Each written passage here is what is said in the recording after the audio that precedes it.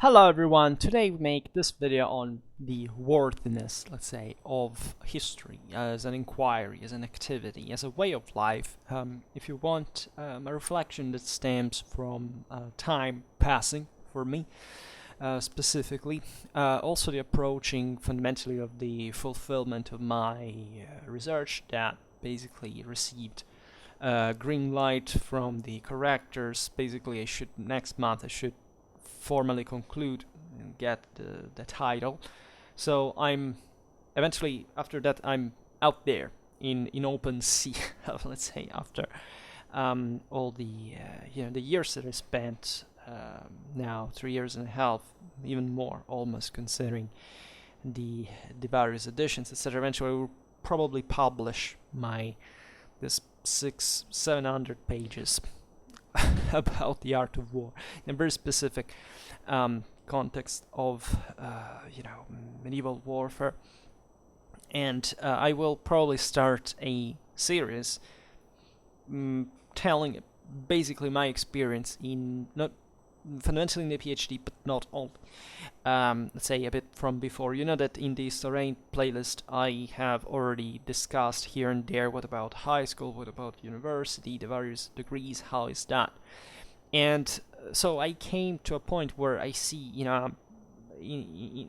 from a certain perspective, of course, but in a certain scale of acknowledgement, what the overall the experience has been, and naturally it doesn't end here, right? In a sense, the answer to today's question is yes. I do think that history is worth it, but naturally it depends on the person, it depends on the individual, on the character, the nature, the lifestyle, the possibilities, the ambitions.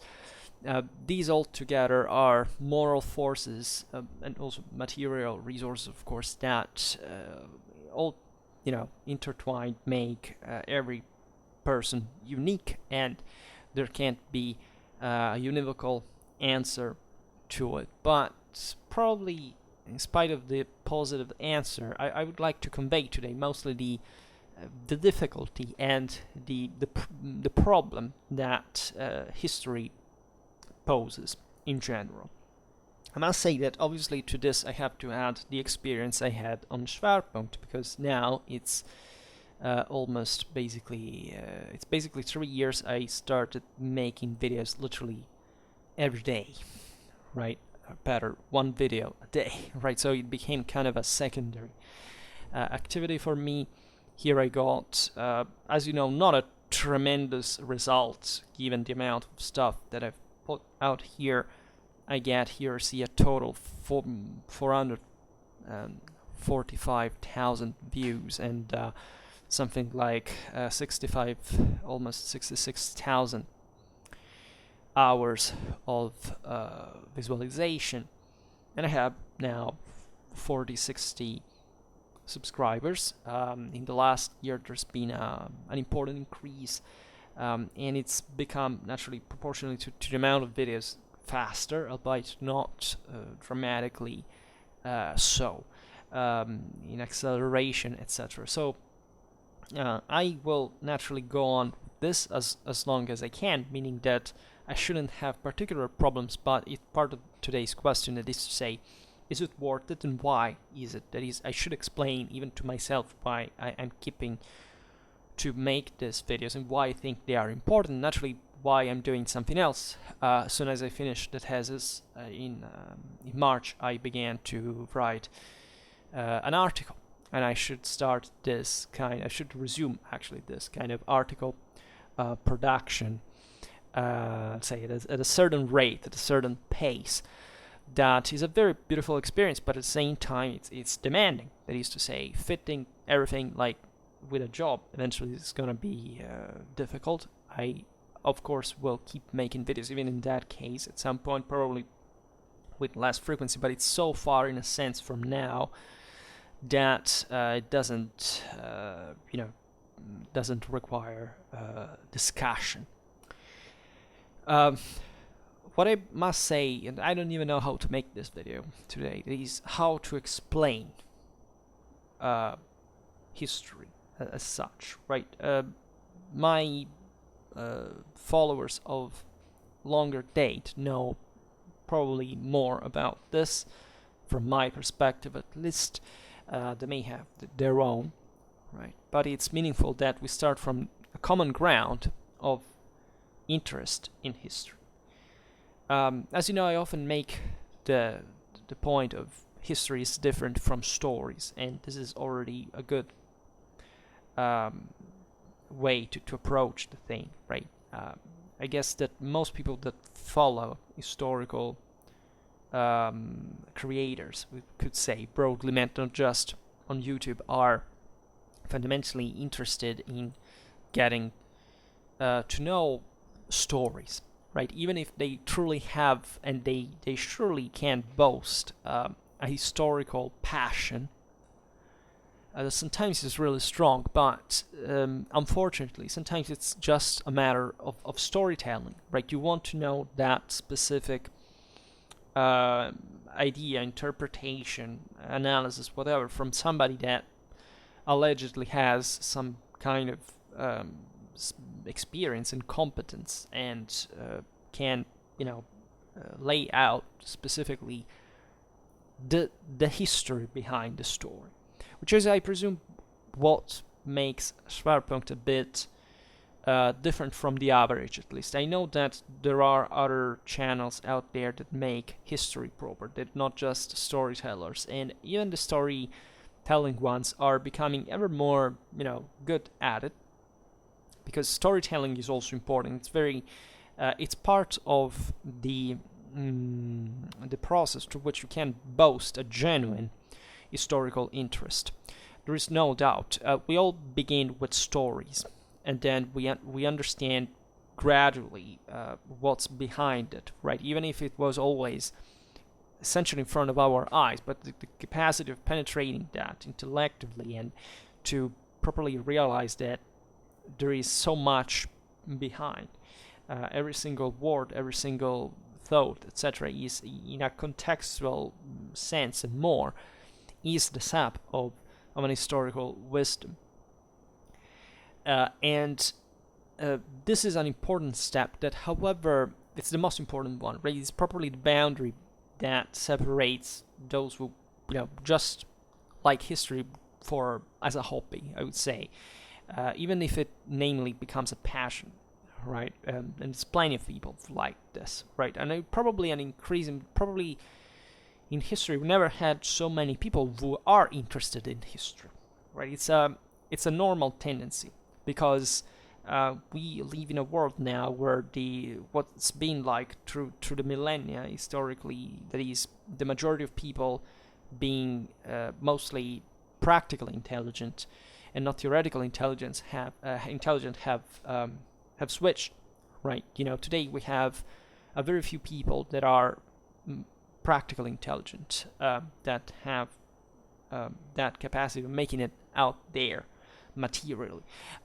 We should invest, considering how our world works and how complex it is, into this theoretical aspect. So it's obvious that even instinctively, intuitively, the masses are realizing that history is the key to the interpretation of a lot of things. I don't know how this is properly interiorized or rationalized in our countries. I presume that the West has an very important role in this, because it's factually the only cultural sphere where we have at least we have the best scientific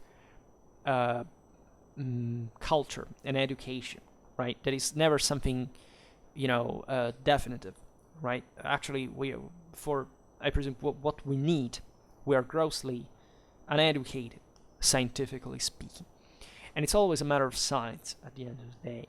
And also in this we should digress, but maybe today is not the case.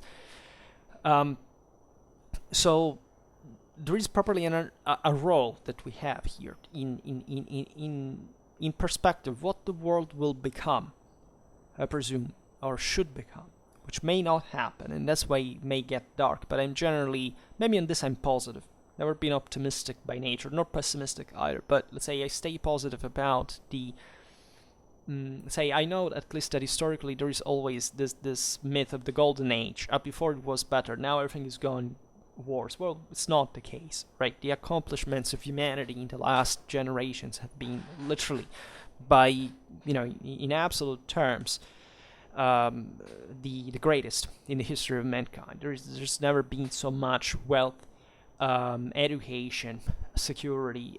We're talking about the world. We don't have to measure maybe because some the West also underwent a crisis, and there are certain problems, and it's obviously the world changes. We don't have to think that there is a progress in course either, because progress is one of those words in history I would cross out, because it doesn't make any sense by any scientific or technological or economical interpretational standard. Historically speaking, progress is a myth, right? There's no such a thing like a progress. It's just we adapt to the circumstances, but the circumstances have improved, right? So if you want to read it teleologically, yes, you can even think about the progress. There has been a modernity. There has been as we've seen, an evidence on the basis of which we can say things have gotten better, but still those things are not to be given for granted, right? And not because tomorrow we will fall under, I don't know, Nazism or communism without realizing it. We should stay pretty awake for certain tendencies in our societies that are definitely very disturbing. But in practice, we presume there is no way this is going to happen. It's like when people freak out because the media tells you for political reasons now, there are tensions, there is a war, things like that. No, at this point in history, given today's balance, etc., there can be certain conflicts can break out in open war, but fundamentally there is no interest by any stretch of the imagination for large-scale warfare, like two major countries going to war with each other. There are conflicts, there are tensions, as always. But no, Third World War will not break out now. And also, as we, tend to explain every time, at least we speak in a Clausewitzian perspective, these are not things that happen from a day to another. Like instead, Cold War psychosis still, spread as a tool that is constantly used as a leverage, especially by certain political parties to blame, politicians, whatever. However, that I'm pretty bipartisan, even though I lean more towards the conservatism. But I just happen to fall in that area. But for the rest, I consider myself as pretty moderate in everything. I don't do anything for the sake of itself, right? I just stay open to whatever can be the better option. And this is already, for example, a good aspect that history, a good reason for which history is worth being studied, because already acknowledging this security is important. I mean, to me, it's pretty banal, because I think that every sensible person in the world agrees with what I say, right? But unfortunately, when you look at political discourse, this is seemingly not the case everywhere. At least there seems to be, an inflation of certain, apocalyptic or, dramatic, in any way, catastrophic events occurring. We are constantly basically overlooking enormous problems that could actually lead to problems of this kind, right? There is, let's say, even think about the pandemic, or also the aspects of climate change. The problems are there, but they're not the ones that people are concerned with, right? Most of what the debate revolving the pandemic or climate change, whatever, is properly not touching what the point of the question concretely is, or in all its complexity, in all its consequences. Surely the impression is ever, or at least that I get, is ever more that the more I get to realize certain aspects of this story, is that the world goes on at a speed that properly our communities are not able to catch up with, right? To maintain, to remain in tune with. So there are definitely changes that we will wake up from at a certain point, saying, "Wow, how did it even happen?" Right? And part of the this is due to certain illusions, certain thing. I mean, the most famous one quoted in this terms is Fukuyama's one. That is, for example, just to come back on board at the end of with the fall of the Soviet Union, fundamentally that the West would have triumphed without any problem. Everything would, the entire world would be advanced and happy. Nobody would have problems, etc. Albeit the history has showed us the hard way that this is not true. It could have been much worse, but still. At the same time, there's paradoxically that attitude seems to have been interiorized. That is to say, with the temporary wealth we have acquired at this point, it seems to us that everything is fine, right? That after all, life is easy, that we don't have to make that terrible effort. I'm not an economist, that basically I bailed out of economics at the first year of university after 6 months. But my impression is also, frankly, that real economy is at all not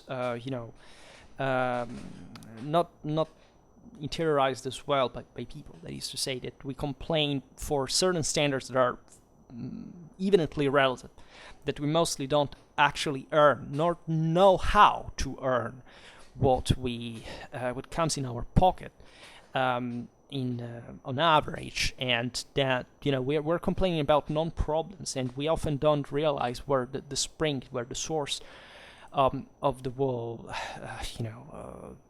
the market we live in actually comes from in some way. And this is history helps in this regard to understand as well, right? It makes you definitely a much more concrete person.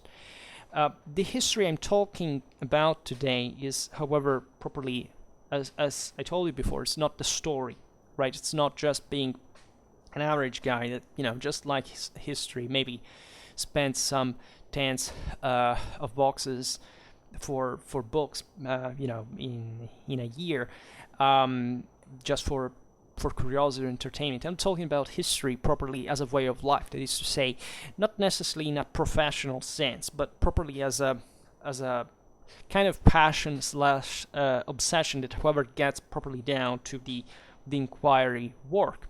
That is to say, I'm not just reading because I think I can accumulate essentially a set of knowledge that I can eventually spend or repeat, fundamentally in a sort of paste and copy way. That is, perfectly normal, considering how our brain works. We don't know much about these things when we are born, then we come to know them from someone else. We just repeat them, but properly, even in there, going at the spring, at the source of that information, and to start to make history on our own. That is to say, properly coming up with original thoughts about history, trying to to confirm them, through the historical method, with sources, with evidence, and kind of, in fact, of practice that comes only if you have a truly historical education of some sort, right?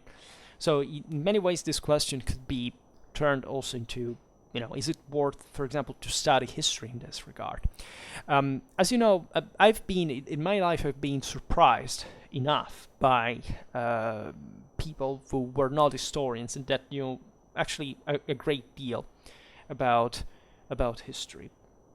This happened possibly only very few times, possibly only once, right? I know people that actually know history much better than me, in a sense that we're not historians, right? But I still think that overall, right, altogether, but I think that I have an edge, obviously, given my field of specialization, etc. That if given the properly the methodological competence that I have acquired, may probably, in the face of the knowledge that those people have, I would say it would allow me to get a much better quality of information had I learned at the same level of myself compared to them.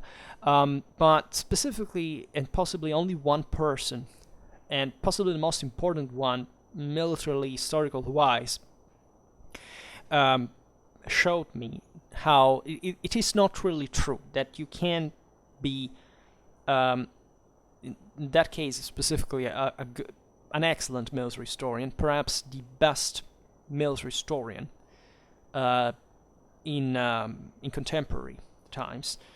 Contemporary times, speaking specifically of our times, not contemporary history, let's say from the French Revolution onwards, but specifically and I would like to say alive, but this is not the case anymore, and that's also why there are certain thresholds that I have reached, let's say, sort of surpassed now in my life, including having lost a guide, the most important guide that I had, right, that didn't quite actually come to interfere with Schwerpunkt, that I also never talked about, and that probably I don't need to, and that I didn't even follow in the canonic sense, like not even as a pupil with his master, but it was a person that I knew, and that had a dramatic impact intellectually on my military historical understanding. Actually, I do understand the thing I do I at this point in a, let's say, military logical sense, exclusively thanks to this person.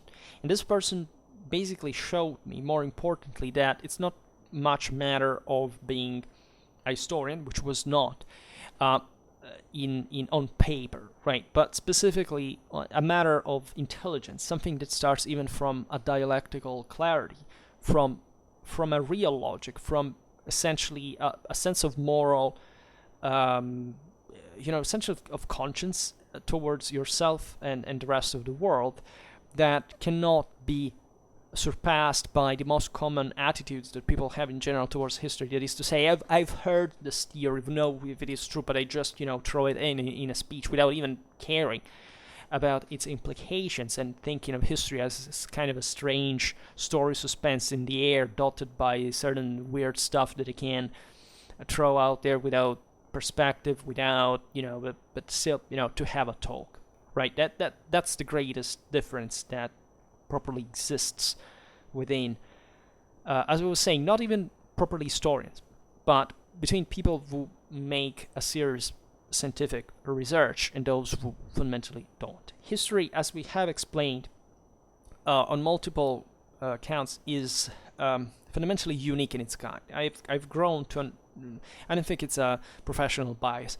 I honestly, and I think that honesty, especially towards myself, has been one of my peculiar qualities. I have a few, I guess. I don't think even I have to be a good historian altogether, but I one thing with me, I never lied to myself. Right? Never. Right. To me, the most important thing since I was little was that I want an explanation, but I don't want, let's say, a voice, a rumor, or an approximation. I really want to know how this thing works. If you lack that, right? If you content yourself to follow other people, to be fascinated with them it's properly not history. It's not history by definition. It's something else, right? And it's also when you are habituated to it at the point that you just like to follow a current and not properly to be the master of your own ship in the storm. Well, you have lost everything, I guess, in life. So history is a very harsh master, because it differently from other sciences that I like to call in the broader etymological sense like this, doesn't properly have a hard evidence, right? You have properly always to rely on something approximate, on something that encompasses the moral dimension. A huge problem that we have in our culture, I guess, is that we try to make sense of history as if it was math or physics. That is to say, people presume that there are certain hard facts, right, that they can check, right, that are unreliable account that become truth, right, and this is not history either, right? And as we have abundantly showed, especially reading and commenting von Clausewitz on war, denying this has absolutely nothing with denying the scientific method. It is, on the contrary, to reject a certain attitude that has come also in our societies towards so-called hard sciences, that is not science, but scientism. That is to say, I don't care to actually verify whether something is correct, is accurate. I just say, this is science, or this is that historian who wrote that book. So if it's written in there, it's true, right? Bad news, or actually beautiful news, truth does exist, but it's out of reach of our poor cognitive means, right? So it means that at best, what we have, we are coping with in everyday life is not the truth, but reality, which is a completely different thing, right? Truth lays behind it, and we can definitely come closer to the truth. But a person who believes, who owns the truth, right, is just an ideological fanatic. Is not a scientist, is not a scholar, is not an intelligent person in the first place, right? This is valid for any kind of dogmatic, uncritical, prejudiced thinking, right? If you haven't properly verified what you're talking about, and given that truth cannot be reached, the point of history, the history we talk about today, is that history never ends, right? So it once you properly go in depth enough to understand how important it is to never stop that inquiry, and what are the major political, military, social, moral implications of all this, you properly pose yourself in front of the question, of the realization actually that you cannot go back anymore.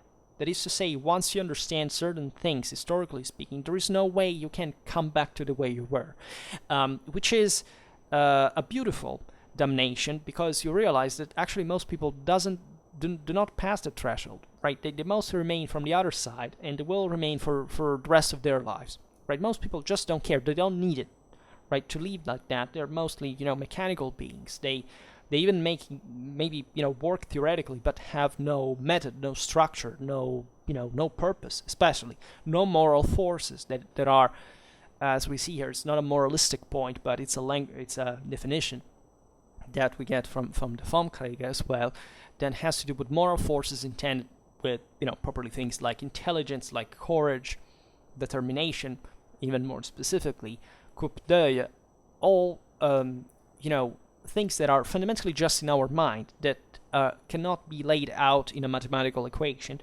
that are, however, the ones that dominate humanity, because humanity is our brains fundamentally, and that therefore should habituate people to understand that history of mankind cannot be solved by equations, cannot be properly understood without critical thinking, and especially that given that effort up is essentially giving up your mental capacity as a human being, right? Because nothing of what we do practically is based on an equation, right? Science lays out to us essentially certain laws that regulate the universe that we know as such, in ways that we still don't understand even at their fullest. And what does it mean to understand, right? Or to properly be able, what the hell do we know whether this whole thing is actually true or not, or it's just an illusion? But that for the practicality of life, are, let's say, fundamentally confined just in very specific fields that are mechanic mostly, right? But that when it comes to, the single most important things to us, that is politics, that is society, are dramatically far from applicability, right? That is to say, understanding quantum physics will not make you solve political problems. This may seem strange to hear, because people normally get down to this. But if we knew everything from a scientific point of view, which is essentially, by the way, all we already do, that is to say, our scientific understanding is the only one that we have. Only humans have a scientific mind. There's no other way to understand things but through science. The point is that the delusion of presuming that we could arrive at a point in which we will understand everything so that we will know exactly what to do on the base of some manual, fundamentally, is fundamentally giving up all our evolutionary process. That is to say, we have a brain that is able to go past what any calculator can do simply because it has a synthesis capability that no machine can have. It can be at best an analyst and still regulated on a human, on what the limits of a human understanding. While our brain is fundamentally designed to make sense of chaos without even properly even training it more than much. Right? Our brain does things that are amazing that nobody properly realizes, and being exposed to historical knowledge that is essentially showing the reality of the world provides you, the more you study it, with some interpretational patterns of political, military, and social problems that at some point are like properly a gear that allow you to reach certain speeds and capacities and understanding that most people will never get through a single scientific datum, right, of hard science, let's say, which at this point, due to my historical studies, I interpret as a disease, as a cultural disease, as a very serious problem that is spread also among educators, among teachers. I've known an astonishing amount of them that simply, for the reason that, of course, they normally stop even learning, or even rarely often reach development that brings them particularly far qualitatively from just being able to teach those standards for young people, is probably one of the single greatest problems in our community.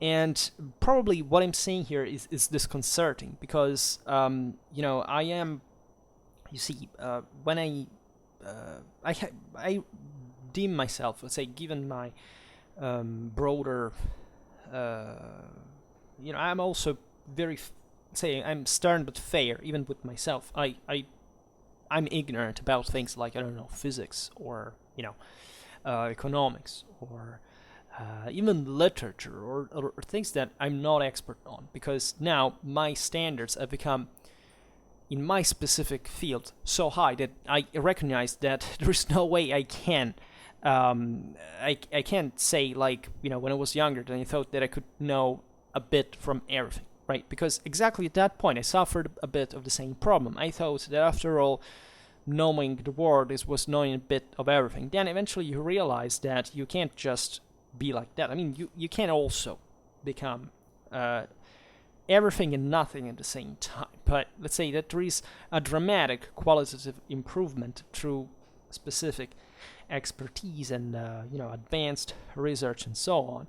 And when I say things like that, even rejecting things that I find it all the time in this context, like, I don't know, religion, for example. You say, oh, no, he's one of those religious... This has nothing to do with that.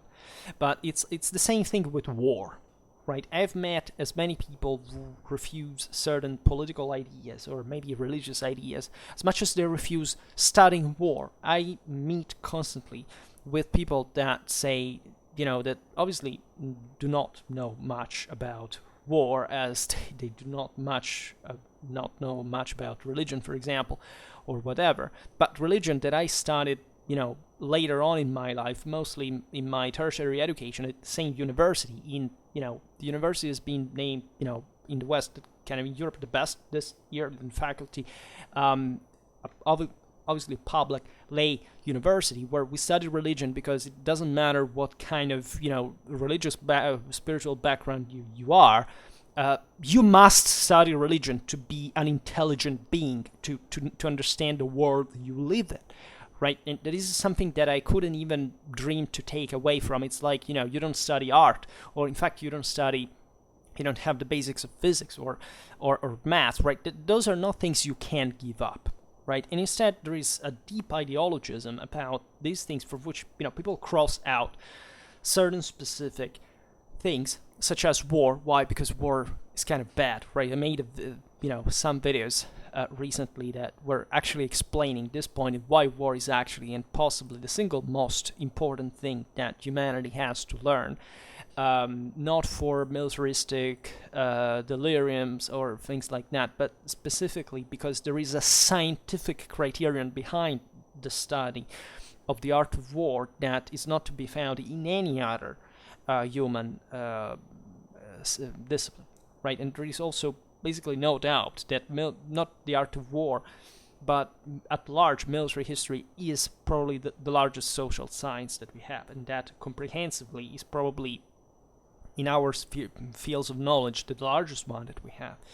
And that's why also it's so rare to find somebody that actually cares about that, because it requires a very specific, but also at the same time also very demanding amount of study compared to other disciplines, right? There are so many problems regarding even the scientific method. I like to say that objectively in my country, I studied in a high school where there was from at least the kids came out as the best performers in scientific subjects in the whole country, right? So I studied there. I don't think I received like an enormous education. It was good, right? Considering also the standards I found, in my own country, abroad, etc. It was good. I'm proud to say that I received some good scientific education, some in which I also wasn't that good, right? I was the kid who struggled with maths and physics, and or did better with with humanities, let's say. But then I came to learn things, and I have always found an incredible help that these disciplines provided me, and an extra gear actually that I spent very well, I think, especially in my latest research over other colleagues of mine that when I went to university mostly came, let's say, from more humanistic backgrounds by secondary education, and that I have an enormous admiration for. I'm a person who believes that properly there is no other thing we can know but through the scientific method, right? That is to say, we can understand we can come to experience a lot of other things, but in order to make sense of them, you have to pass through reason, and reason functions by default in our mind in a scientific sense. That is to say, maths and physics are not, as we were saying before, even the truth, but they are fundamentally the pattern of our rational, let's say, the pattern of our linguistical rationale, I presume. That is to say, in the way we are able to describe reality as surrounds us, we have found out these things, and who knows how many other things we will be able to find. But in a very Kantian way, I also believe that there are certain specific limits, and that this to knowledge, which I think it's a very sound scientific assessment, but that still within these limits, what we can accomplish as a civilization is unmanageable, right? So, as we were saying before, finding limitations doesn't properly mean that you, first of all, that you can surpass them at a certain level, but properly the limits that we own are also prospectively the ones you can't really properly test, right? It's like when in maths we say, this function goes, to the infinite, right? And what does that mean? We don't know, right? We created the concept of infinite exactly because we don't understand it, right? And that's the declaration of our limits, because we're finite beings. We are dramatically fragile and weak, and and this is exactly the point, that the most concrete problems that we face every day have not much to do with some kind of sterile, abstract datum that we can just extrapolate from, an incredible, sophisticated research to say, okay, well, it's the datum. It's obviously about the research. It's obviously about the difficulties that scientists face in order to even being able to calculate something. Our science is still dramatically primitive. Our medicine is still dramatically primitive. Our understanding of the world is dramatically primitive. We don't even know what's basically underground.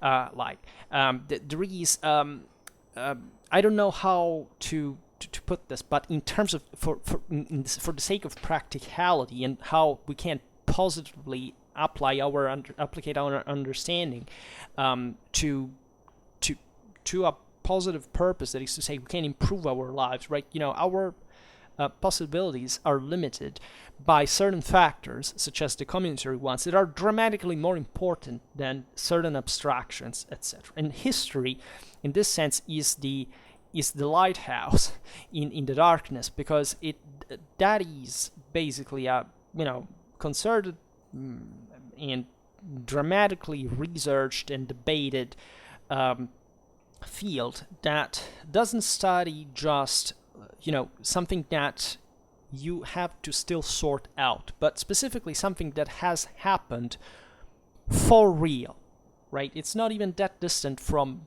hard science as science's fields of investigation, but it's properly based, as we were saying before, on certain quantities, on certain evidence where the moral dimension prevails. That is to say, something you cannot calculate. You cannot calculate what was Napoleon's, in percentage, I don't know, what the Napoleon's brain factor in the way the Napoleonic Wars were fought. We obviously see, practically speaking, that he was a military genius, one of the greatest military minds of his times, that he had this dramatic skill, but the only way you can properly assess that can never be through an equation. It's simply by studying military history and realizing the enormity of that individual, like many others in history, but lots of other things in the process as well, which means remaining often with a partial understanding, with a subjective understanding, an understanding that is naturally different from person to person. And it turns out, evolutionarily speaking, that we do need specifically such, it's not that we need this difference, but that our brain is designed to socially make sense of these differences through a debate, through a discussion that is not aimed at some absolute depiction of reality, but it's declined, as historiography also shows pretty well, to certain specific contingent needs for which we need to, for example, interpret history along a certain pattern or in a different time in history compared to another, right? We have to look at specific aspects of that history because of a bias, of course, that exists in every of us, right? It's impossible to, it doesn't make sense even to properly ask for an unbiased opinion, right? And instead, the prevalent thought is fundamentally this one, that we all know because soon, let's say, we will have been in it, at least. Some surpass it, as we have seen, but it's the idea that fundamentally there's been a history, so a way to make sense of it unequivocally, that is based on some kind of either of someone else's interpretation of certain data or some kind of structuralist or theological deterministic view, and that fundamentally it's it, right? And it's easy to understand, and other people that don't see it are fundamentally dumb or ideologized because they did not agree with your own ideology, and it's used as a weapon, as a tool in that sense. History should a person who reasons like this has properly no historical experience, properly meant. That is to say, it comes to a point when you realize that the diversity of opinion is so large among historians, as well as among scientists, among any other scholarly community, that still, basically talk with each other in turn, so, participate to the broader scientific discourse, that what really matters at that point is to carve out your own way to try to make work what you discover for our own community. That is to say, I don't know, my PhD thesis was written obviously for an interest of mine. It starts like everything in a subject in a biased sense, right? You want that specific time or place in history. It's obvious that there is a bias behind that. Even can say an ugly one, but something that's trivial, that it's that goes against even certain principles, that is to say, to cover equally any kind of times and space given the amount of information, whatever. No, we obviously have to renounce to that because we cannot know everything, and we have to do, in fact, something concrete for a practical positive purpose, right? So absoluteness is not a good scientific principle. It's not a, at least as a name, right? It doesn't bring anywhere good, because if the point is to unequivocally prove something, you're fundamentally already doing it for the sake of itself. You're not doing it because you're interested in the implications that means, or at least, even if you were at that point, you should always ask yourself why you want to push those things. It's like, you see, I don't want to make names specifically, but there is also some, I don't want to digress in the scientific community broadly meant, because I also know too few about it. But, there are certain great scholarly figures that simply began to sell books with cheap titles that, were just to fundamentally to stress certain ideologies, also at the rare level of ignorance. Just for me, for example, I don't know, a physicist denigrating the idea of religion, to me, is fundamentally an underschooled individual, right? And this is confirmed to me just by the childish contents and points that can be made. But lots of people would follow that, because you see, that's science against religion. Religion doesn't have to be studied as if it was something to be used against science. That's also another proof of not knowing what religion is, or why it's useful to know it, or what practical benefit there can be from studying certain things. That also a healthy branch of science that is also largely prevalent in the civil discourse in the academic, especially in continental Europe, actually spots some great coincidences between certain, properly religious ideas and what we come to know about the world in general as a philosophical tool, right? But that is particularly strikingly correct under many scientific point of view, and that shall make us reflect on that point of not what religion is, right, in the way it's ridiculized and mocked and stereotyped just to be as a kind of a blind ideology, but specifically what it was historically.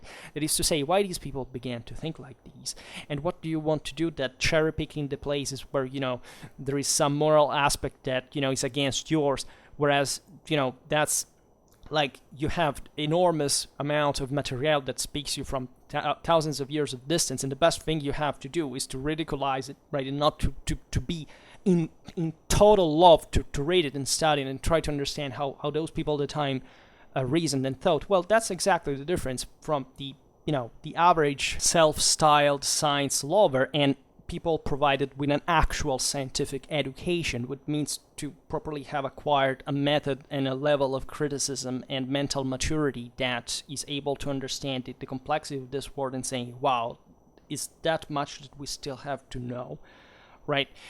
But fanatic ideologism is a great problem, and the first reason is properly the denial of the moral dimension, is the denial of the acknowledgement that everything you say shouldn't be said because you want to be right or wrong, but because you are trying to make things work better than they were before, and that by stating or finding out something, you can hope to have something that you can integrate and to will be challenged to, because you don't know how it works yet in our other amount of information, and how this will be politically or socially received, and how this will impact the world. We'll never know, right? We study von Clausewitz, for example. Von Clausewitz was a man that unbeknownst to him, would bring to major world-changing events, such as, I don't know, the unification of Germany,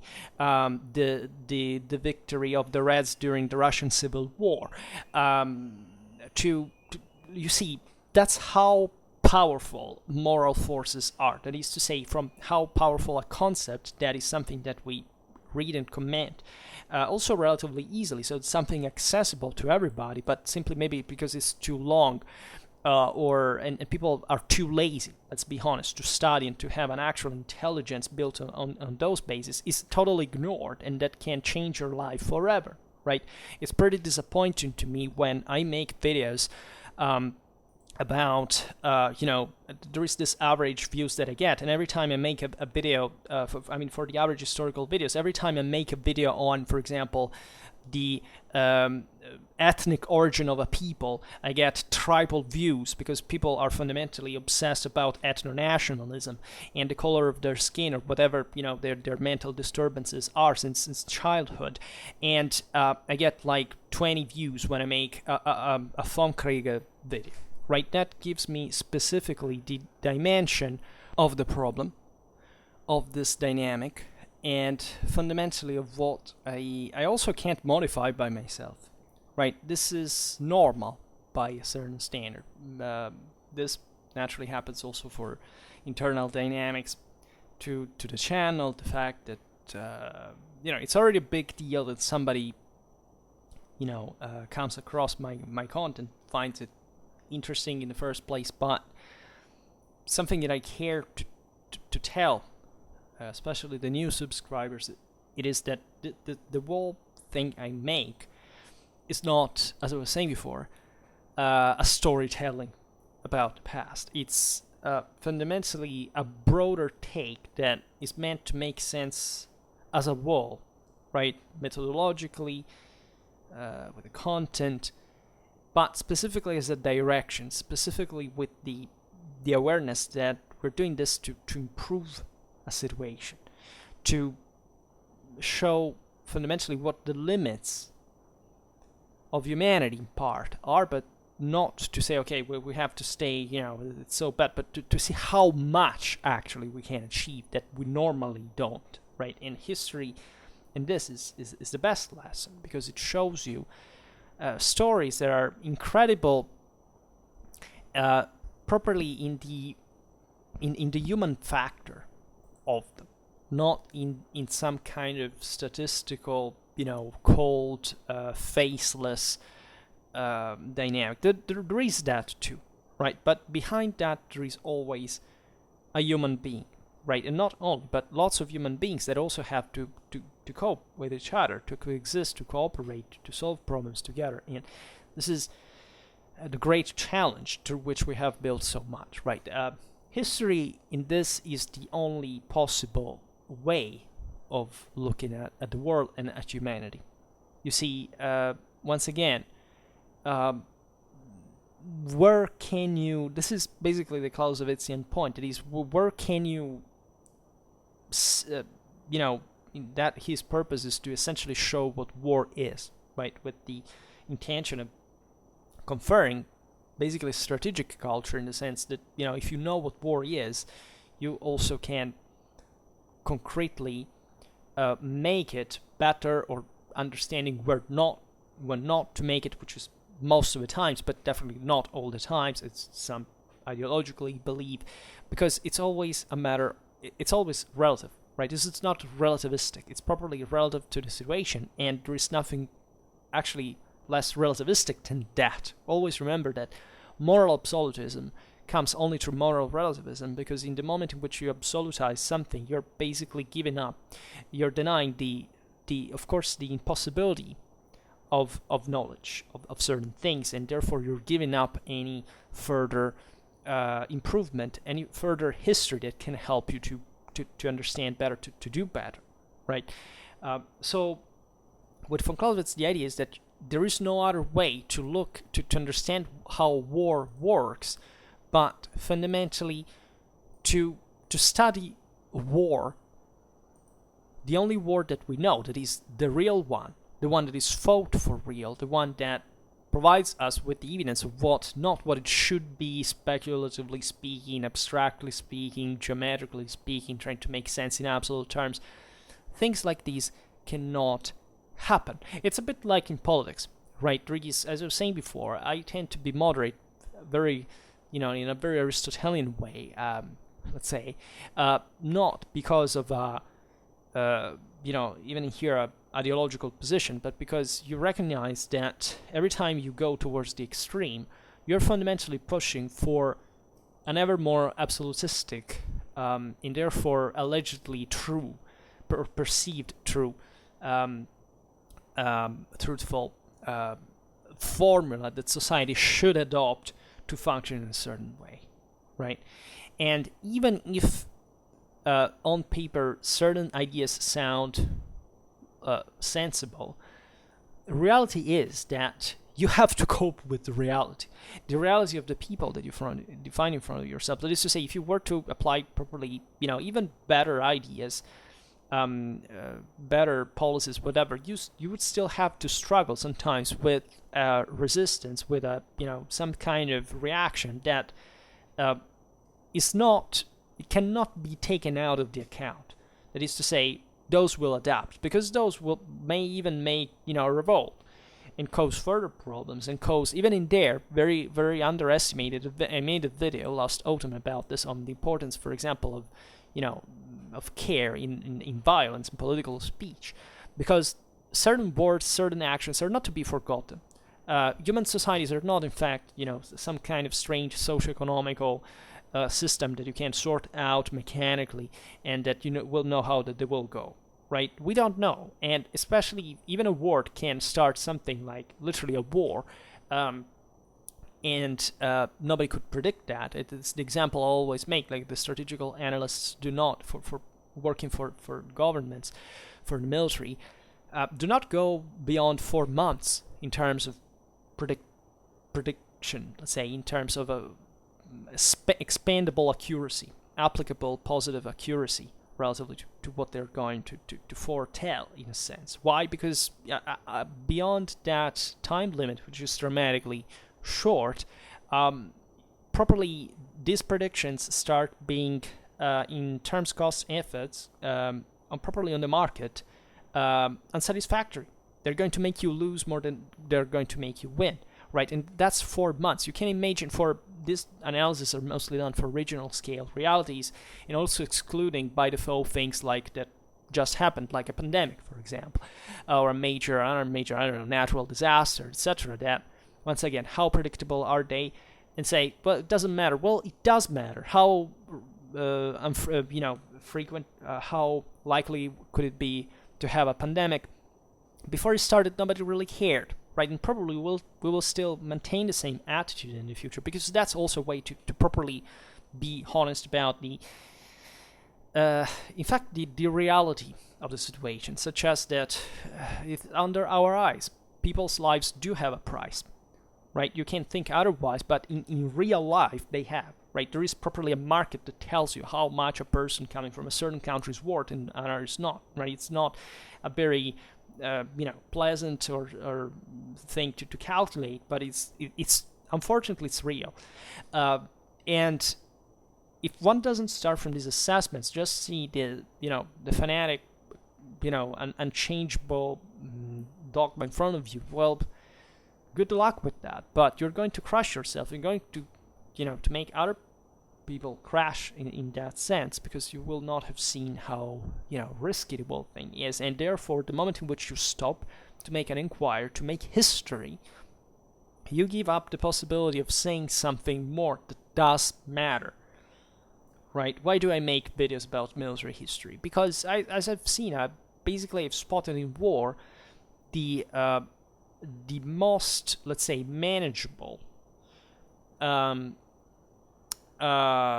say the activity that might having the least predictable outcome in absolute terms among human activities is also the most circumscribed and therefore scientifically observable and practically manageable of human activities. That is to say, you are combined with properly the fact that you at some point somebody is entrusted with waging war for reasons that are contingent to that situation that you cannot escape fundamentally, but still having to cope with this incredibly unpredictable thing that also copes with not a dead object but fundamentally another person that is fighting against you, and that therefore reveals you in an incredibly didactical way, on a smaller scale, but still with a dramatic significance, with this devastating thing that impresses you morally, emotionally, etc., how important it is just to be competent, responsible, rational. And there is hardly something more, in fact, rationalized than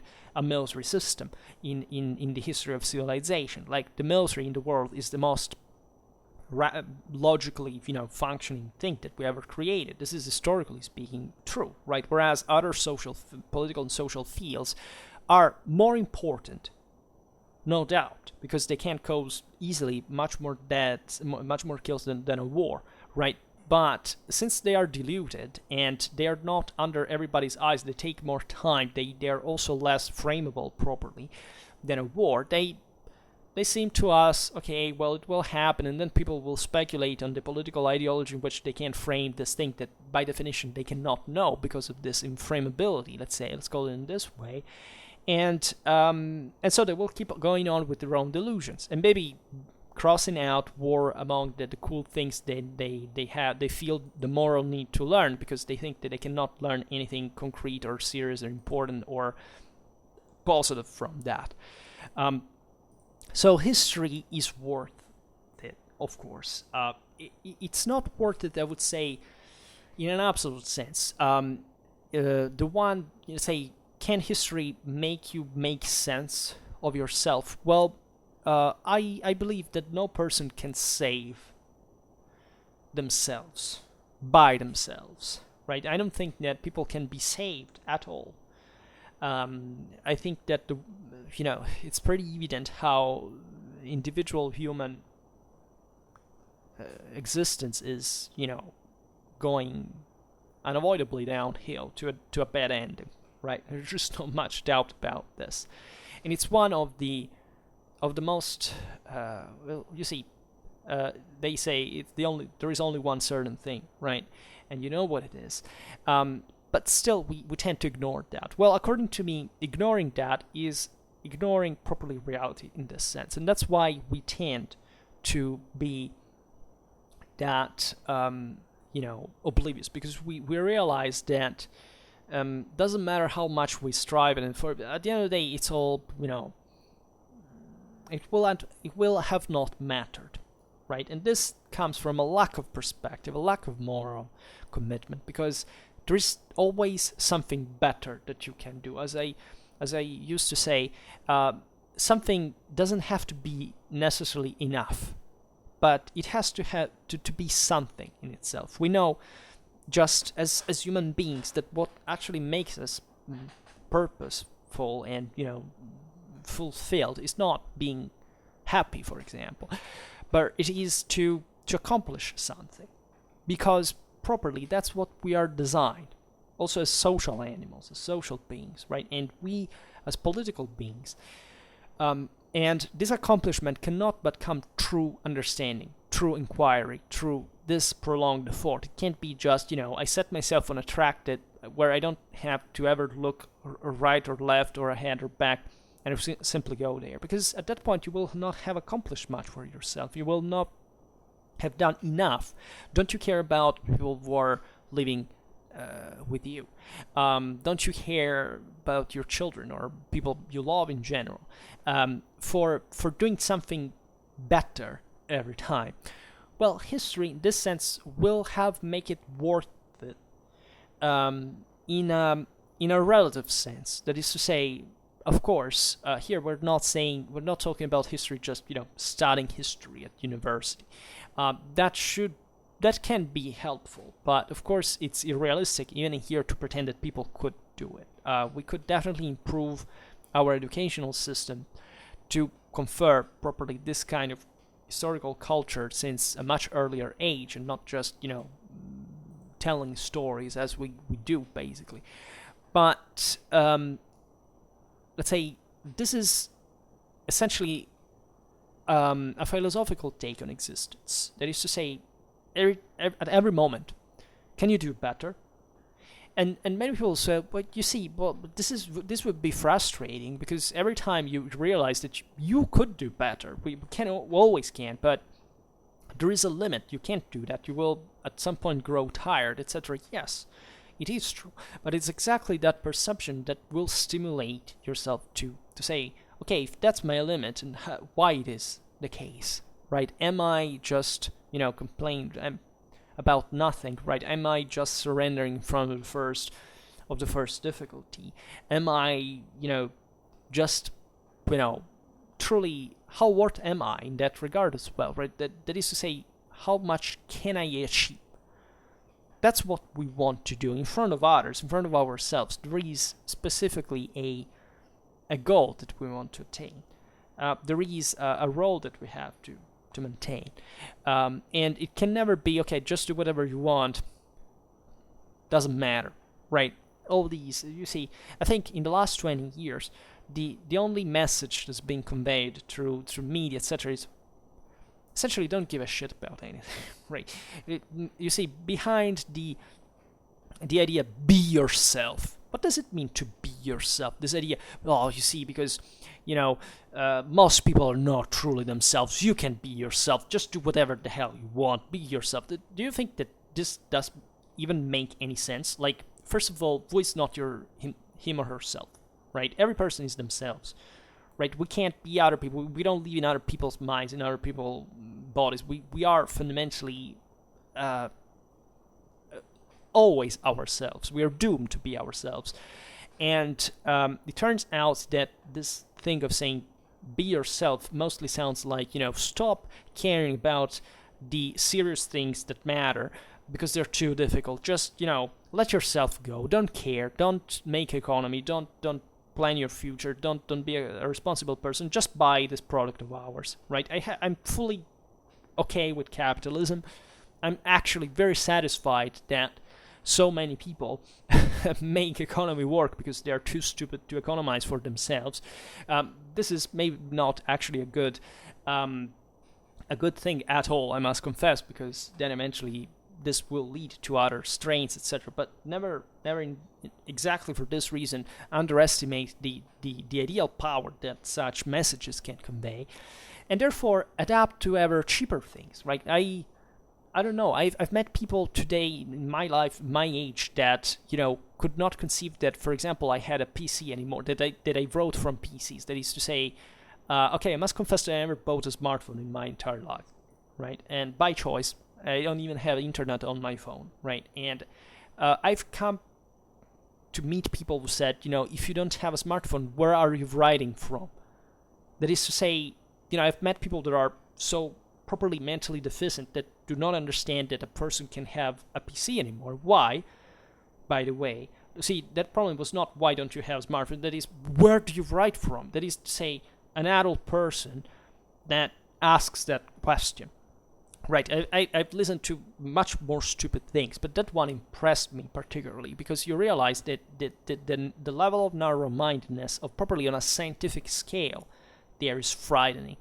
And I see there why everybody has a smartphone. I would have it myself. I actually have one, right? Because the bank, has just, in order to manage the account, has just that app. So I had to buy one, but I don't use it. And if not for that, and on the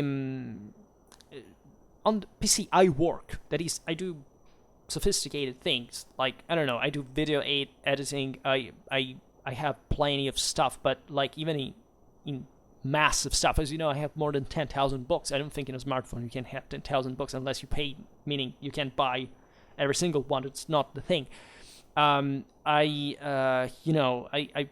catalog material, photos. I can easily transfer from to other hard disks to save it. The smartphones are basically just a few apps that a lot of apps actually can make you do very simple things, but at the end of the day do not require much application, much effort.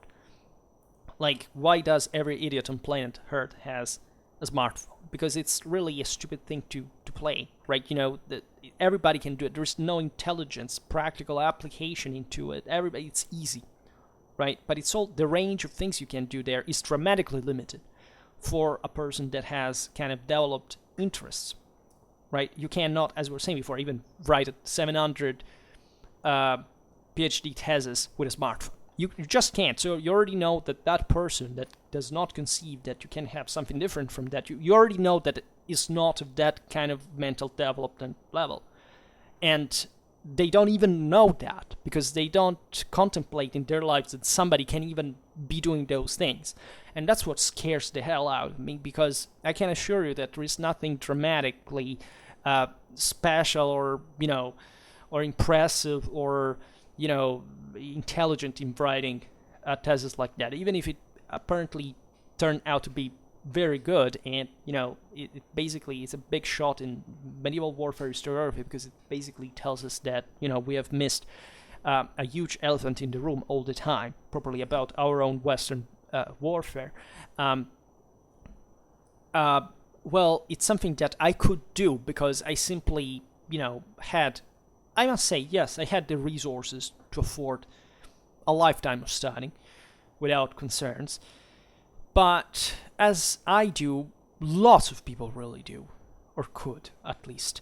But they don't. They won't. They will still waste time. And the reason why they will is essentially lack of moral resources. That is to say, they don't believe in themselves enough. They don't realize what they can achieve, right? So for me to talk about these things here means to properly show people how much they can be worth.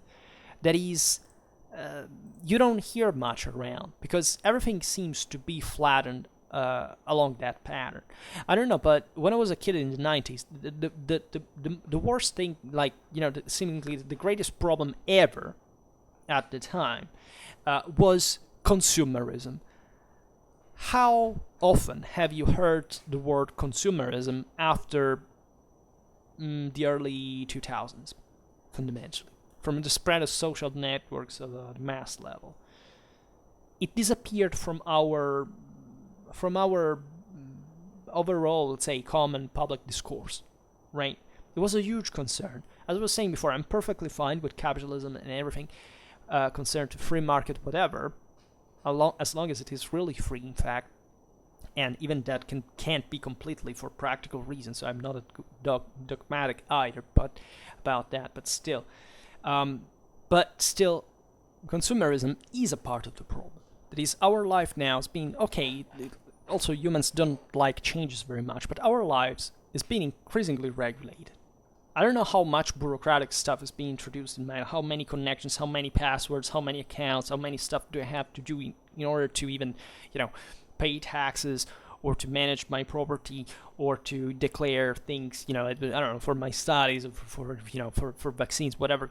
We have been grown, overly framed in a world that is evidently needing this from one side, but that it, from the other, is being managed in ways that are very debatable, to say the least. That is to say, I don't think there is any major conspiracy behind that, but surely there is a lot of profit still.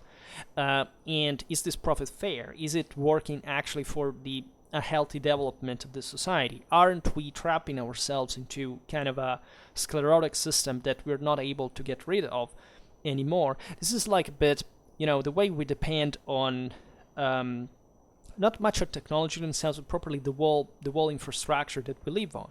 Right today, where, I don't know, a meteorite to hit the Earth that since the 2000s, science has pretty reliably told us that is a much greater risk that we have thought even up to the very few years before, simply because we have dramatically overlooked it, just we have done from pandemics. Well, I don't know.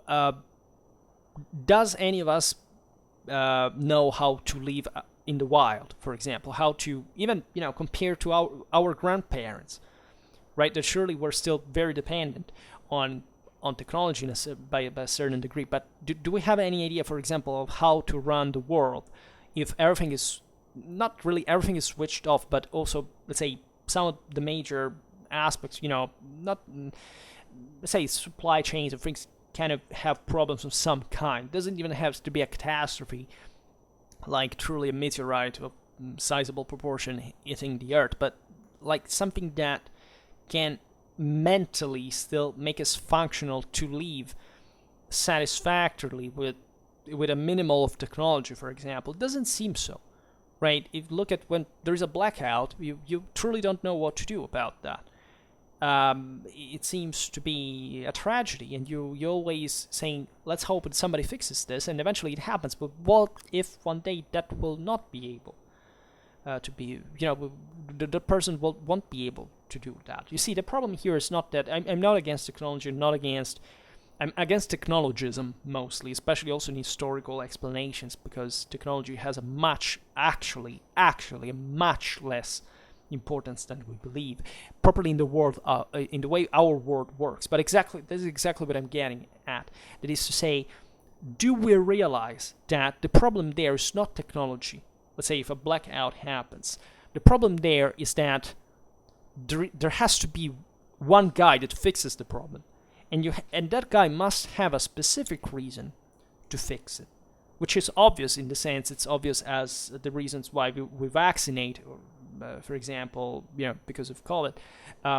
It's obvious that it's the same interest that the same vaccine producers have to have a functional vaccine. Is the reason why we live in a freaking civilization with living standards that I've never seen in the history of mankind, that achieved in a dramatically speedy moment.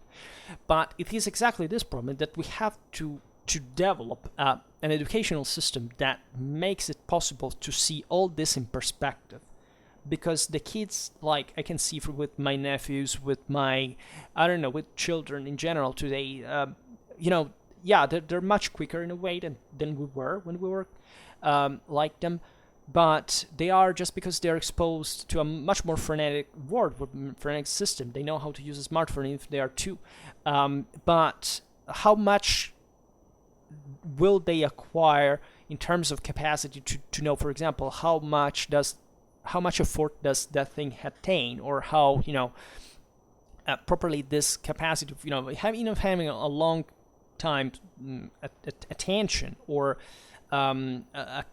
a deep critical capacity, or properly even getting the existential reason of why we should care on more complex things and how to make them.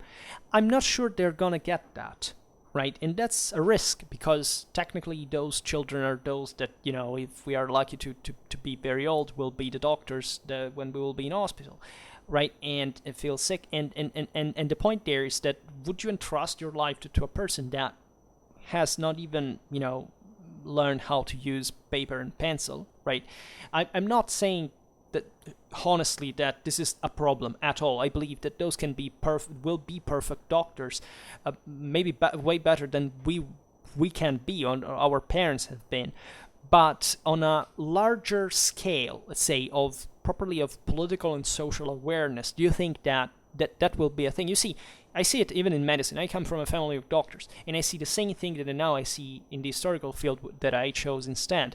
That is to say, hyper-specialization everywhere. That is to say, you have a doctor that is, maybe ultra expert on that specific illness, knows how to cure it with the best, expertise, whatever, etc. But maybe the doctor doesn't even know how another part of the body concretely works, and can't even properly do anything in case of the emergency. Before, doctors were something else.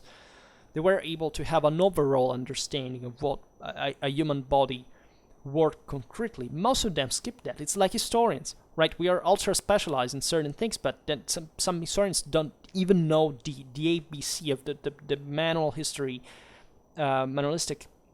history exams at the first year.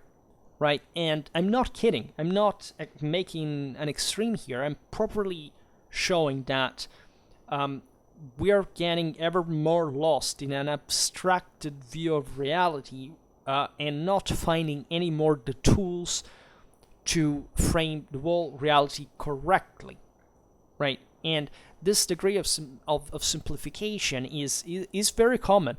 In April, we're making a video review of Guns, Germs, and Steel, right? That is supposedly, an explanation of why, the West is the West, and it's, given the levels of historiographical sophistication that we have, of refinedness that we have today, it's ridiculous. Like, how can that book even have won so many prizes and so on? So what's the mechanism behind that? What are the interests? What are the academic dynamics, the thoughts, even again the moral forces that support that success, even economically, how much that book has been sold, and how much people will keep in believe that bullshit, as after having read it. You see, that's disturbing. And that's as disturbing because it comes from everywhere. as I was saying before, I don't want to be misunderstood. I have a huge respect for scientists, but even for them, it's the same thing. I've heard astrophysicists discussing politics, and to me, I was utterly shocked. That is to say, are these supposed to be the greatest minds we have? Evidently, that path of education doesn't provide you with enough intelligence to cope even with relatively simple political and social issues in a concrete sense. So at the end of the day, it's a universal problem. Like the pattern is always the same. It's always an understatement, an overlooking, an oversimplification, right? It's something that fundamentally tends to minimize things that you don't know in favor of the ones you know. I surely make it myself. I, for example, see war, as I was saying before, as the most important thing humanity should learn, but at least I make a case for which it should be. I don't say, this person is ignorant just because, doesn't know war. No, because I know that lots of people out there haven't studied what I did, and my task is not blaming them for being for not knowing that. My task is correcting mistakes when they are made, right? Because that doesn't stop to somebody, not knowing things, but it unfortunately goes starting to talk about things and judging and making other, spreading other ideas about things that probably are wrong, right? That are incorrect on the scientific base that we have. We also addressed frequently the spread increasing between properly academic publishing and masses interests, right? It's that thing of the smartphone before. What are kids doing with the smart? Are they reading truly great treatises in geology or in economics or in physics or in philosophy? No, it doesn't seem to me at all, right? And even certain there is all a push seemingly from the market, from advertisement, that seemingly makes you concentrate on this kind of flat, blended, supine, let's say, subjugated view of existence, like a weird mix of things that are not recognizable anymore along any pre-existing pattern, because now it's all a blended mess. You don't have to worry about anything. We'll take care of that. Just pay us the money. Just pay us the coffee, and then everything's gonna be fine. Right, it's an attitude that we see historically in other eras. I don't know, for the Middle Ages, I've seen this often. Not because of the Middle Ages, I've seen it also in many other eras. But let's say for things I've come to see closer. But yeah, there are moments in history in which in front of insecurity, of insatisfaction, of fear, of lack of resources, etc. People abandoned individual responsibility. They entrusted power to stronger figures that basically took over and regulated the world the way it's already happening, right? We are living in a new feudalism in some way. The new clienteles are being formed. There are new, bosses and masters and domini that are taking over, right? And it's under our eyes. Right, and there is nothing particularly strange about it either, because this is, as it always happens in history, which is also the other big lies, that people come to be ruled by tyrants because just it's tyrants' fault. Not at all. All tyrants come to rule because they have the majority, the moral force of the community, of the society.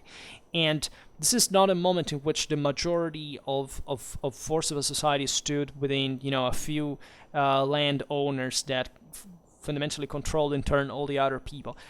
We are in a time in which technically all of us are free, and at least namely, and are capable of making an independent choice. And this is why it's more scary, because we are leaving room to this form, to essentially deresponsibilizing ourselves for good. How many people fundamentally just today want just, give me the minimum wage and then, leave me the fuck alone. I will live my cockroach life, but, as long as I don't have to do shit anymore. Right? Lots of people, because they are the first one who don't give a damn about themselves. Right? Because they see themselves as limited as saying, I should depend on someone else. and not to accomplish things myself, because I get it. It's tiring. It's difficult, but it starts from a moral background that is already dramatically low, and that doesn't tell very good stories about what your background is, which is likely not to being, necessarily of a.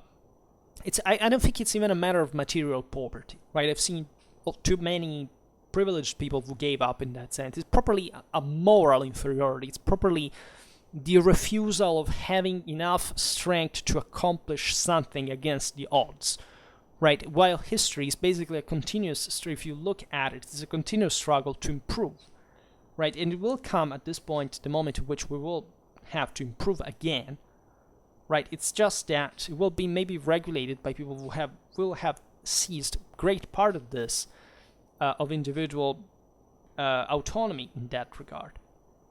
And I can't even say I'm against the whole thing, because I've seen, even here, too many times, historically speaking, that how, who seizes control at that point was often the most resourceful, right? Was often both morally and materially, but especially morally. That is to say, you managed to reach this position, you managed to be a leader, a person that has, that is leader is maybe too much, because politically speaking, it's very easy to see how, in fact, playing on people's emotions, to see how many incompetent people actually reached those posts. But don't think, seeing it from an academic perspective, this is different there, right? There are a lot of charlatans there as well that, as the corrupt politician may be incompetent, but still they, or maybe, even dishonest, whatever, but still have what it makes to get the thing done.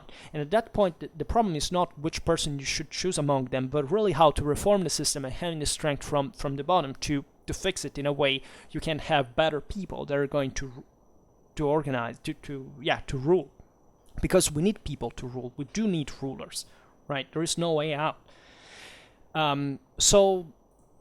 This thing is taking dramatic turns in here. I'm not entirely sure even why I'm discussing this aspect. But, history is worth it, because it is the best filter through which to read these things.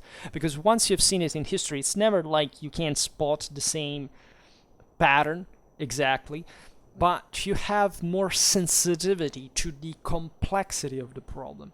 And also about the complication, because there is no easy solution.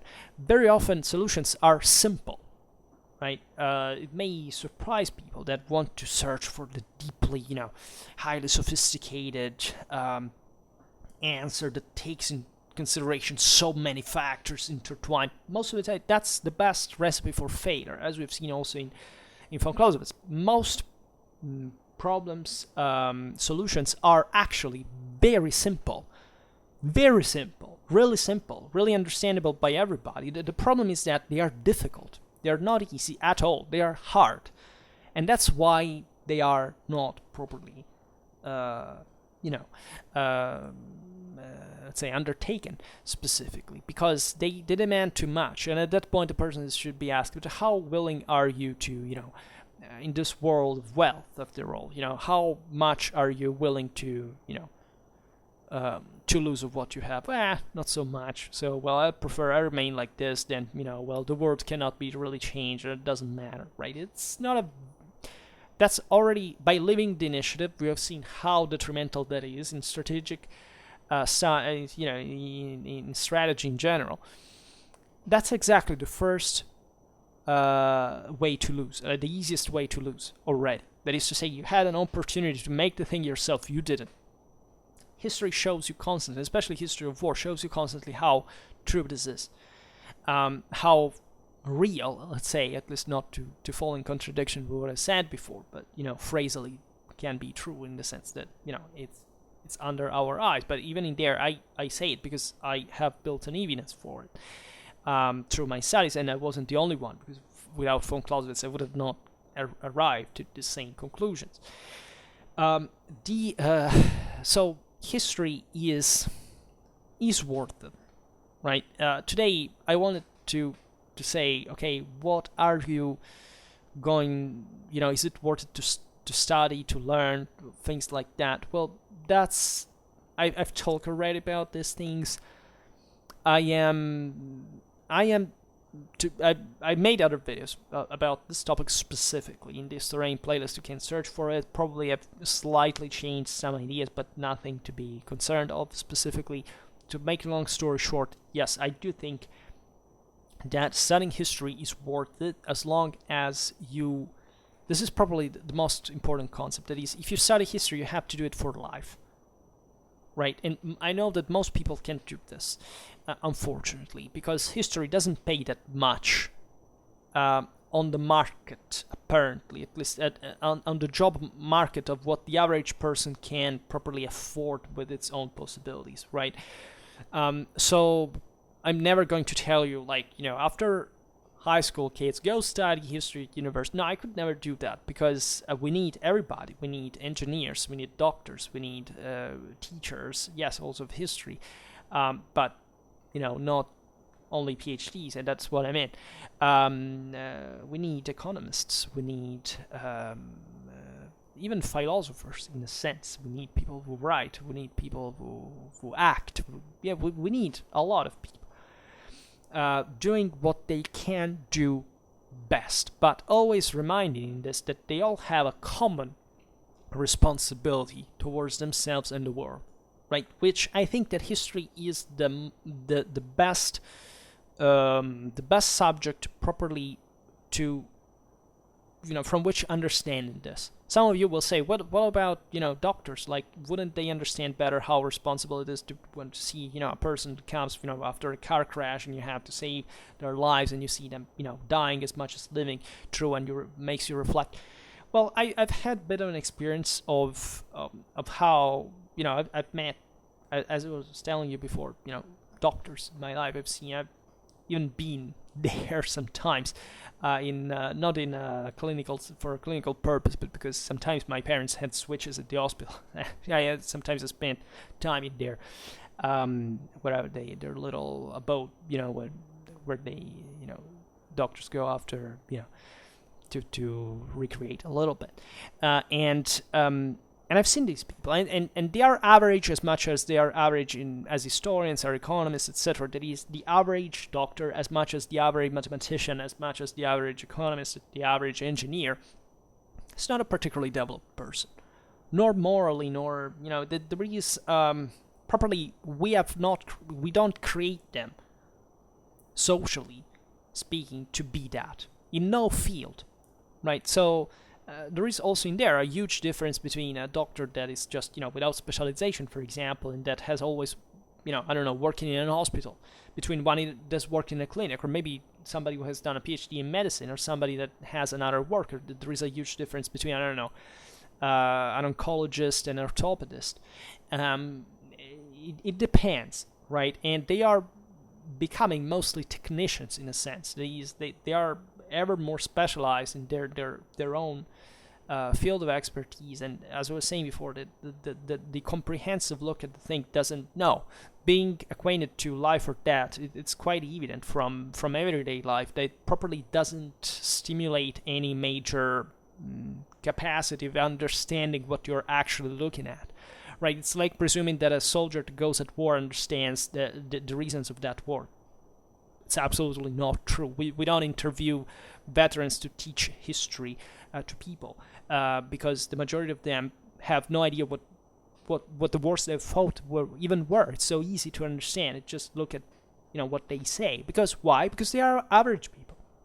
They don't have reached that level of understanding. They have not studied a lifetime to understand the enormous complexity of what they've gone through. So most people believe into humanity, but we mostly don't see what the whole thing is about. We just don't care most of the time, you see.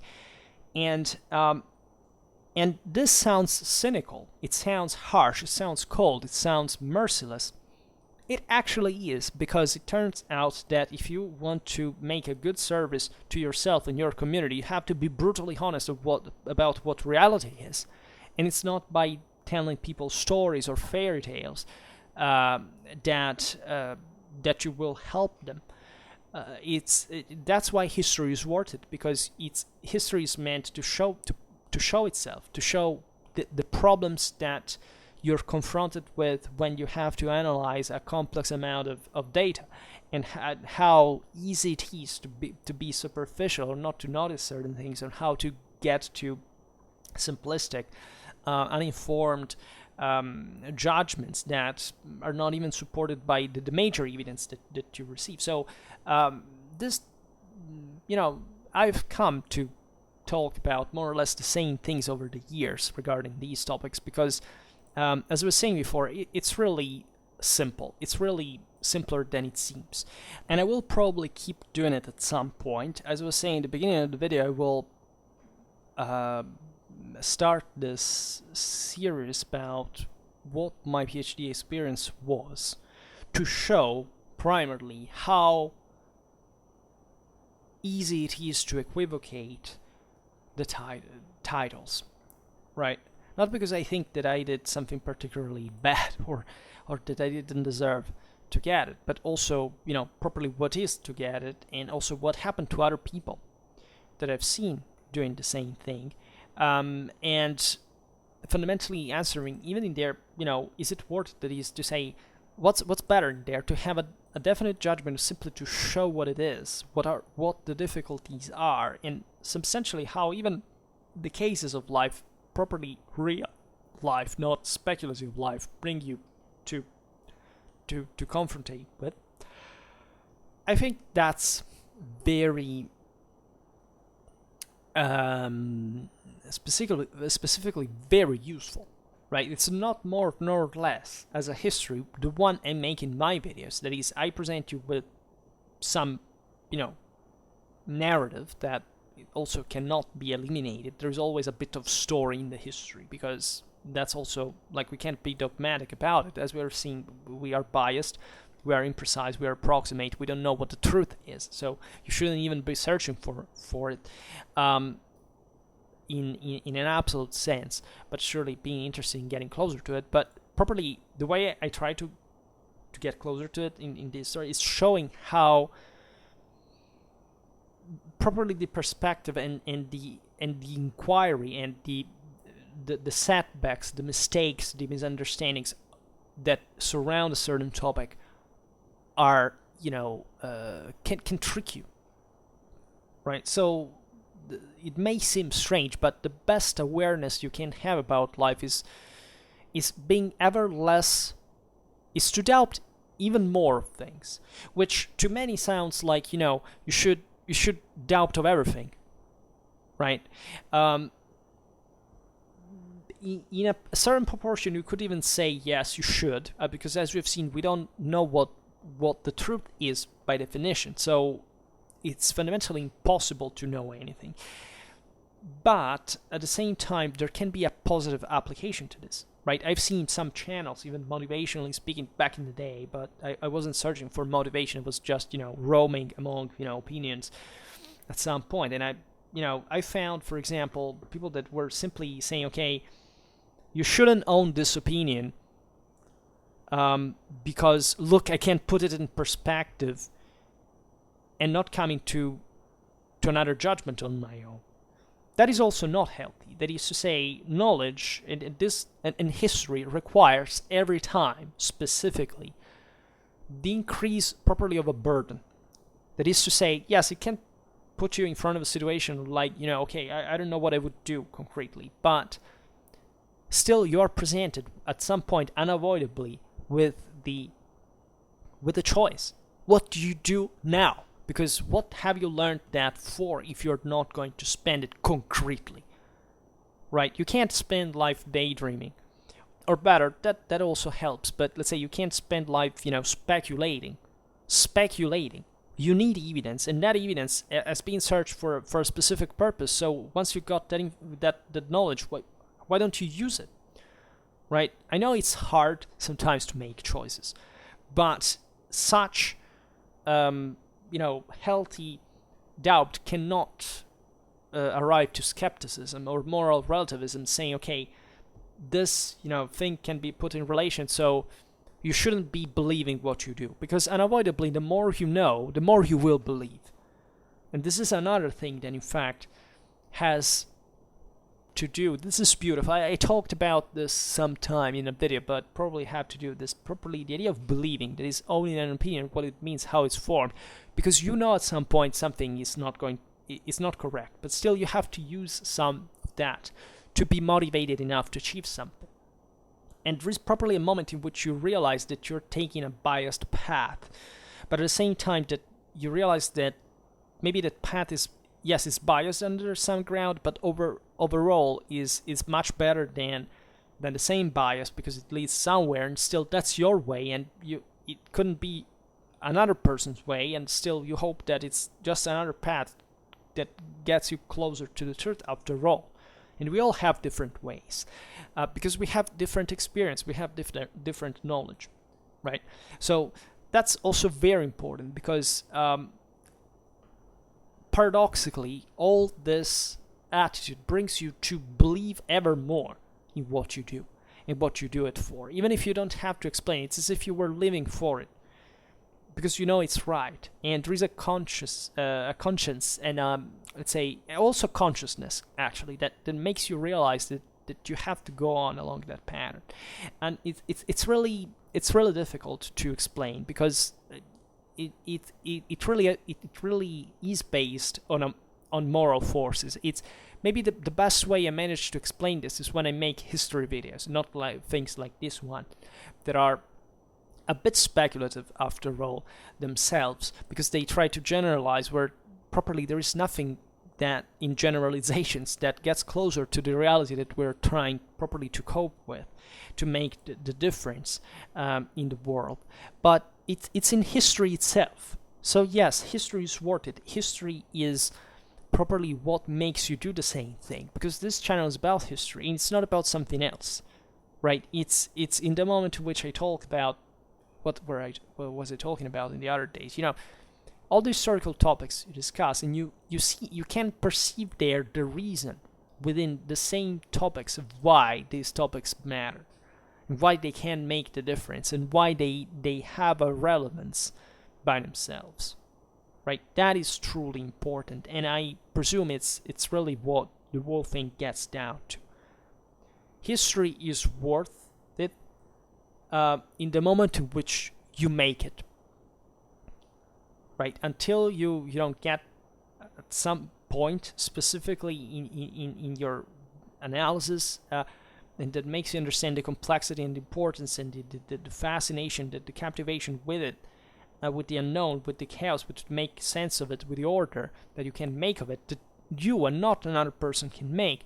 Well, you can understand how worth it is. So my advice is always do write a history thesis at some point in your life, right? Do this effort, right? It's not even terribly costly, right? A bachelor thesis, okay, it's not being terrifically useful, but let's say it starts putting you to the test, right? You have no idea, even at university, how many, even for example, mature people came there, even with some interesting professional background, and open mouth about history and said tremendous bullshit, right? Like children, literally, that you wouldn't expect from 50, 60 years old people. Well, that's an interesting way of seeing it, because at that point it's not about history in the sense of a different field of specialization from their own. It's properly a matter of common sense and realization of what humanity is overall, because history doesn't even have a field of knowledge on its own. History is basically everything you can study about humanity, right? You can study even engineering through physics, through history, excuse me.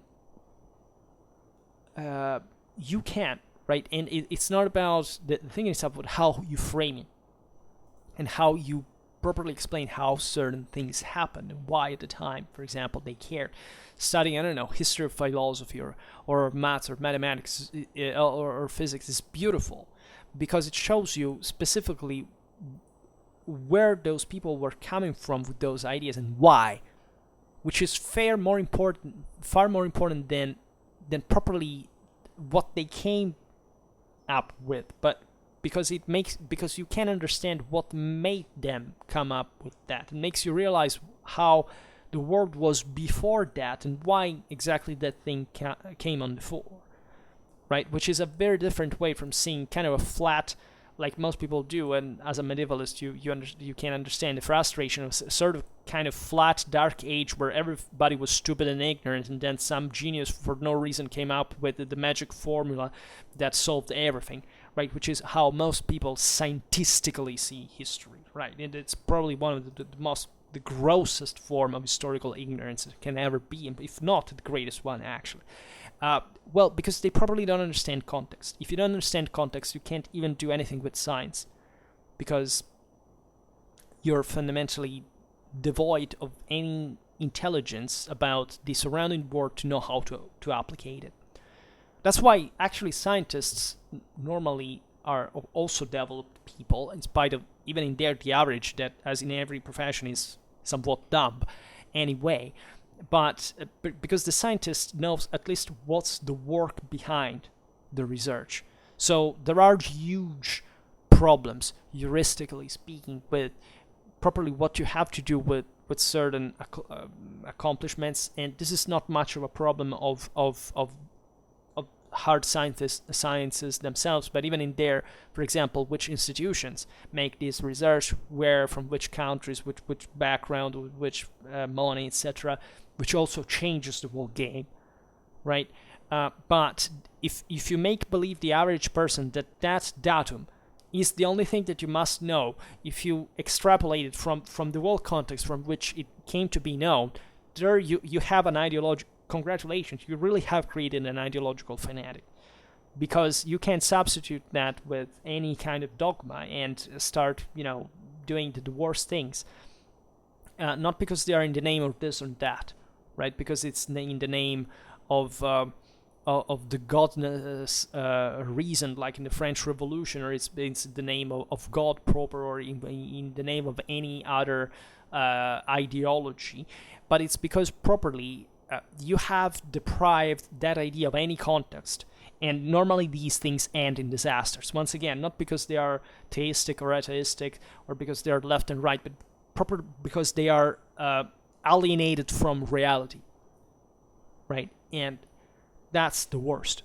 Be wired with reality, because reality is the only thing that matters in our existence, right? It's the only one we can achieve things, and the only one we can grow through, because we live in reality, and there's no other way out of it. We are doomed to live in it, and we are blessed to live in it at the same time. And that's always this. Remember that the world has been created for you, but you are going to turn to ashes anyway. So that you should pick always from both of these ideas at the same time, because the world, life, it's always this double thread, and there is no solution but exactly going on, confronting the two threads at the same time, because that's the only way you can make sense of your own reality. Actually, of reality altogether. Yeah, there is something like properly an objective, subjective reality. Even in there, it's not surpassable. It's always a dichotomy. It's always a double thread. But it's real, at least, right? All right. So today we, I think I hope, at least I hoped really to have given a glimpse, let's say, a reason why history is worth it, right? Which is not easy even in here to frame from the reality of someone's life. Not everybody can do it, but some should, right? And these some should also do it well, right? And to help others in the process as much as others help from their background with their own stuff, right? And that's how we accomplished what we did, indeed, in the last times, in case you didn't notice. However, for today, we stop here. I just hope that you enjoyed this video. If you did, please share it. Otherwise, leave a like or subscribe to my channel if you're interested in my upcoming content. And for now, I thank you heartily for listening to me. I wish you a nice time and see you next time. Bye.